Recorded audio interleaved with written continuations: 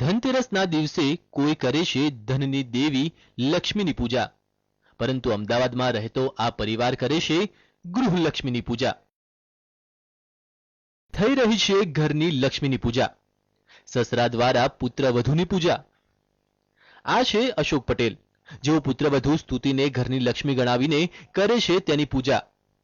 તેમની પુત્રી અને પુત્રવધુ બંનેના કંકુ પગલાની પણ તેઓ કરે છે પૂજા, અને દર ધનતેરસે તેઓ કરે છે પુત્રવધુ સ્તુતિની પૂજા આરતી.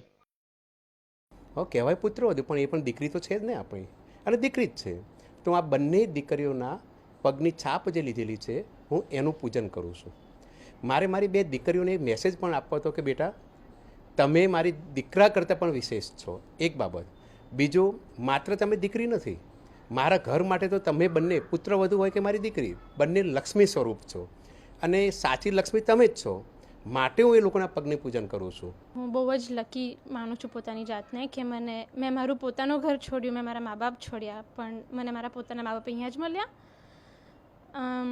હું સમાજને એવું પણ કહીશ કે તમે તમારી દીકરી જ્યારે કોઈ બીજાના ઘરમાં આપો છો તો તમે એવી અપેક્ષા રાખો કે એને બધા ત્યાં પ્રેમથી રાખે. જો જ્યારે તમારી દીકરી તમારા ઘરમાં આવે છે વહુ તરીકે, તો તમે એને કેમ તમારી દીકરી નથી માનતા?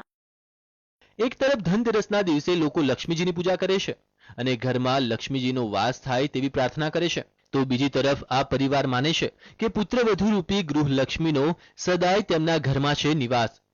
જો દરેક ઘરમાં આ જ રીતે પુત્રવધુને મનાય લક્ષ્મી, તો ઘરમાંથી ચોક્કસ નીકળે કજિયા અને કંકાસ, ને ઘરમાં આવે ખુશીઓની ફૂલઝર.